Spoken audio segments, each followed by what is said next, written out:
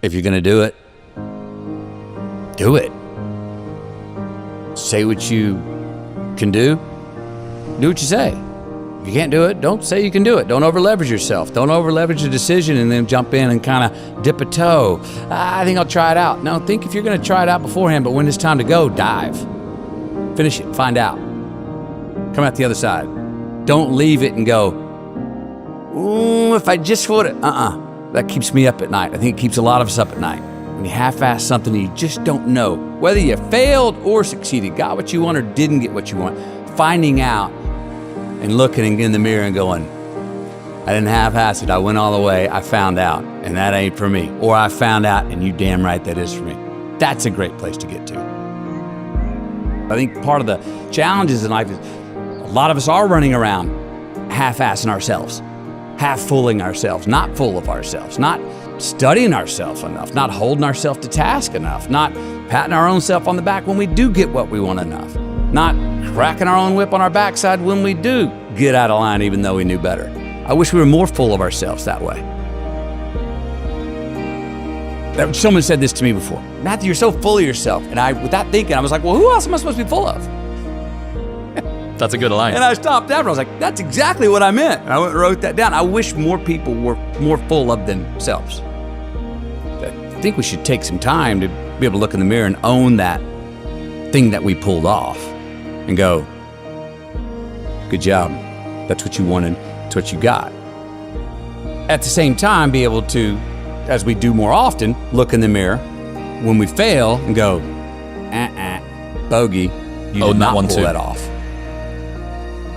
Give others and yourself more credit. Happiness, you can't guarantee it, but there is a science to satisfaction. There you can look at habits that engineered less pain in your life, maybe more pleasure, but at least less pain. And that's a win.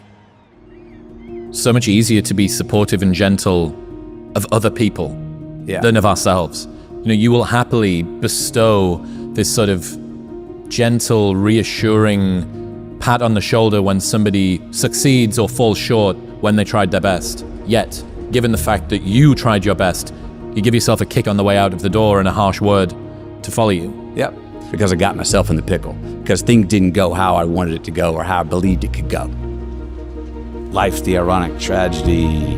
Life is pain. I'm the reason that I stepped in, which is also an asset. Even if someone go, why are you giving yourself so much credit for screwing that up? We're gonna make mistakes. You gotta own them. Then you gotta make amends. And then you gotta move on. Guilt and regret kills many a man before their time. So turn the page, get off the ride. You are the author of the book of your life. There are habits that I notice of things I take care of in my life, health-wise, faith-wise, father-wise, husband-wise. If I'm doing that consistently, there's less valleys. The ironic tragedy is that life has to be lived forward, but only makes sense in reverse. But when you look back, we can all connect every single dot. It's mathematical, scientific how we got to this table right here. It's all connected if we go back and look at it. And there's a whole lot of, I thought that was the end. Well, it was the end, but it was the beginning of this thing. What you're leaning into is that mystery going forward, right? That ironic tragedy that you have something to push off the, well, I don't know what I do want, but I do know I don't want that. You have leverage. Yes. You know, it's there. You know, we always say, well, who are you? You know, once you figure out who you are. And I try not to ask my kids that now. Well, I want you to know who you are. And a part of that who's helped me is Bob Dylan's lines, like, I don't know what all this talks about who we are, man. We are all just what we create ourselves to be. And that gives me a little, oh, that's relaxing. But it's so much easier to figure out who you're not. And if you start eliminating the who I'm not, by sheer mathematics, you end up moving toward more of what feeds you and who you are. And it's a hell of a lot easier thing to go, how can I get rid of some bullshit in my life, than it is to go, well, how do I go to my true self? Do I want to press the accelerator more quickly, or do I want to take my foot off the fucking brake?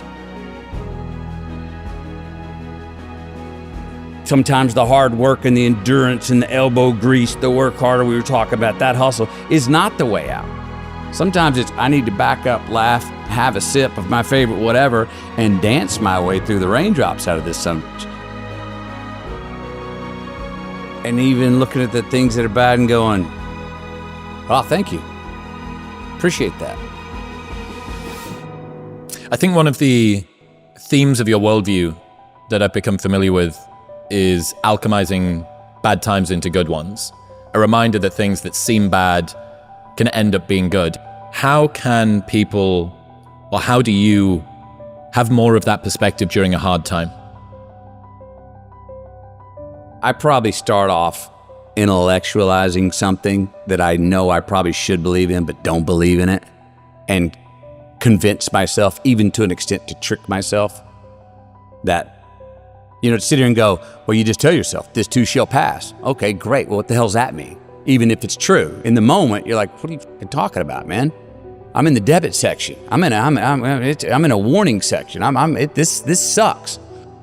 I think that how much I'm conscious of it or not, my undeniable optimism and faith that this isn't all it is. And if it is, so what? That's okay. Well, then really, so what? You know what I mean? What's the big deal? It minimizes. I seem to have a tendency not to make a bigger deal out of things that other people make a bigger deal. Dramas. I don't like to create false drama. When it comes and it's hard, I am affected. I get the blues. I get sad. I get mad. I'm a shit to be around. I can't get to sleep. I got demons in my own head trying to work the riddle out. Why did this happen? That's the other thing that's tough for me is I think that any bad thing that happens to me, my initial reaction is, what'd you do wrong to lead to this? Heard a quote recently that said, every man knows reflection and introspection when he's at his lowest. Bad times, you can't do anything other than wallow in retrospective assessment. Yeah. But one of my favorite things I've learned from you is when things are going well, given that that's presumably what you want to have more of, maybe worth deconstructing that. Yes. Can I try and bottle some science here to why things are going well? And I did find consistencies. You were appreciating more. You were pointing out beautiful things and not taking them for granted. And so I found a list of things. I'm like, and when I get off track, I try to remind myself, you've been slacking on some of those. I've definitely found consistencies, and I think we all have them if we just notate them along the way, that they're not by accident. Let's cheers. Let's have a cheers on the way for all the things that will work for when we have going right.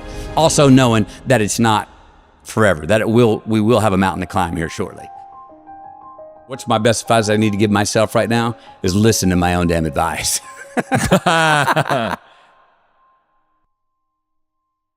Well, we used to look up in the sky and wonder at our place in the stars. I want to skip the flattery and the attaboys, because I do know this.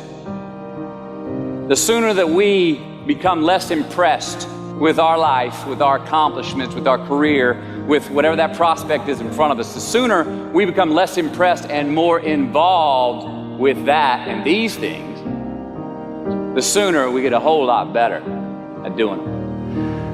It's like we've forgotten who we are now. Explorers, pioneers, not caretakers. Now, why do you pursue things that scare you? Why seek the role that's hard? Because it costs me something. Because it costs. It comes with a price. It's not really a risk unless you can lose the fight. I feel more alive in them. I have an experience in the making of them. I'm nervous every day I come to work. There are things you can get away with in this world, and there are things you can't. Life is not easy. It is not. Don't try to make it that way. Life's not fair. It never was. It isn't now, and it won't ever be. Do not fall into the trap, the entitlement trap, of feeling like you're a victim. You are not. Get over it. Get on it. And yes, most things are more rewarding when you break a sweat to get them. I feel like when I nail a day and I knock it and I know I did, I feel like, yes. I have a measure at the end of the day of like, you set out to do something, you prepared for it, you had intention, and you did it. That gives me gratification. That makes me feel, gives me significance. That gives me confidence. So be brave, have courage, and when you do, you get stronger, you get more aware, you get more respectful of yourself and that which you fear. I want to talk about our opponent this afternoon. They're bigger, faster, stronger, more experienced. And on paper, they're just better. And they know it too. But I want to tell you something that they don't know. They don't know your heart. What, because heading out there is what I feel like I was born to do? And it excites me. Oh, just because you can? Nah, come on. It's not a good enough reason to do something. Even when it means having more. All right, be discerning. Choose it because you want it. Do it because you want to. It's on you. It's on you.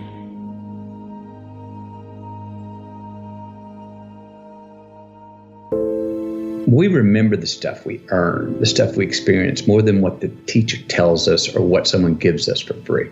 We just do. We broke a proverbial sweat on it, whether it was mental or physical or whatever. We built it. We understand. We felt how we got it, how we achieved it, how we got what we wanted. Those stick with us. Whether we forget them intellectually, they were written in our lineage, and they build resilience, and they build a healthy, true optimism going forward to know that, oh no, I've worked for something before and achieved it. Delayed gratification. Oh, there are choices I can make today for myself that will pay me back later in life. And I've got friends, and trust me, I've done it myself, that lose a job and then get another, but won't take it because it's less salary than maybe the one they had before. And all of a sudden find themselves 3, 4, 5, 6, 7, 8 years, a decade later going, they're still stuck. They didn't do anything. They're still saying like, no, I'm going to find that thing. And I'm going like, you missed a decade, man. Just go do that one that you love to do that maybe was going to pay you less because you'd at least been building something through the day. And who knows what that would have led to? Maybe that would have led to something where you're getting paid 5 times more than you were doing something else you love even more.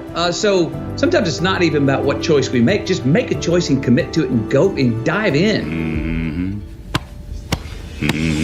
So while we're here, and they're gonna run across the Jumbotron, let's make it a place where we break a sweat, where we believe, where we enjoy the process of succeeding in the places and ways that we are fashioned to, where we don't have to look over our shoulder because we're too busy doing what we're good at, voluntarily keeping our own counsel because we want to, traveling towards immortal finish lines. We write our own book, overcoming our fears. We make friends with ourselves. And that is the place that I'm talking about. From the soles of your feet, with every ounce of blood you've got in your body, lay it on the line until the final whistle blows. And if you do that,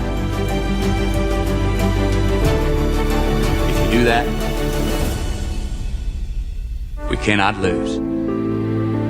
So turn the page, get off the ride. You are the author of the book of your life. Knowing who we are is hard. It's hard. So give yourself a break. Eliminate who you are not first, and you're going to find yourself where you need to be. And the Oscar goes to Matthew McConaughey. I had a very important person in my life come to me and say, who's your hero? And I said, I don't know, I got to think about that. Give me a couple of weeks. I come back 2 weeks later. This person comes up and says, who's your hero? I said, I thought about it. You know who it is? I said, it's me in 10 years. So I turned 25 10 years later. That same person comes to me and goes, so are you a hero? And I was like, not even close. No. She said, why? I said, because my hero is me at 35. So you see, every day, every week, every month, and every year of my life, my hero is always 10 years away. I'm never going to be my hero. I'm not going to attain that. I know I'm not. And that's just fine with me because that keeps me with somebody to keep on chasing. So to any of us, whatever those things are, whatever it is we look up to, whatever it is we look forward to, and whoever it is we're chasing, to that I say amen. To that I say, all right. And to that I say, just keep living, huh? Thank you. Nobody has ever choked? I have. You know what I'm talking about, fumbling at the goal line, stuck your foot in your mouth once you got to the microphone, had a brain freeze on the exam that you were totally prepared for, forgot the punchline to a joke in front of 4,000 graduating students at the University of Houston commencement. Or maybe you've had that feeling of, oh my God, life just cannot get any better than this moment. And ask yourself, do I deserve this? Now what happens when we get that feeling? Tense up. We have this sort of outer body experience where we are literally seeing ourselves in the third person. And we realize that the moment just got bigger than us. You ever felt that way? I have. And it's because we have created a fictitious ceiling, a roof, to our expectations of ourselves. A limit where we think it's all too good to be true. But it's not. And it's not our right to say or believe it is. We shouldn't create these restrictions on ourselves. A blue ribbon, a statue, a score, a great idea, the love of our life, a euphoric bliss. Who are we to think that we don't deserve or haven't earned these gifts when we get them? It's not our right. But if we stay in process, all right, within ourselves, in the joy of the doing, we will never choke at the finish line. Why? Because we aren't thinking of the finish line. Because we're not looking at the clock. We're not watching ourselves on the Jumbotron performing the very act that we're in the middle of. No, we're in process. The approach is the destination, and we are never finished. Bo Jackson, what did he do? He used to run over the goal line, through the end zone, and up the tunnel. The greatest snipers and marksmen in the world, they don't aim at the target. They aim on the other side of the target. We do our best when our destinations are beyond the measurement, when our reach continually exceeds our grasp, and when we have immortal finish lines. And when we do this, the race is never over. The journey has no port. The adventure never ends because we are always on the way. So do this, and let somebody else come up and tap you on the shoulder and say, hey, you scored. Let them run up and tap you on the shoulder and say, man, you won. Let them come tell you, you can go home now. Let them say, I love you too. Let them say, thank you. Take the lid off the man-made roofs that we put above ourselves and always play like an underdog. Here we go.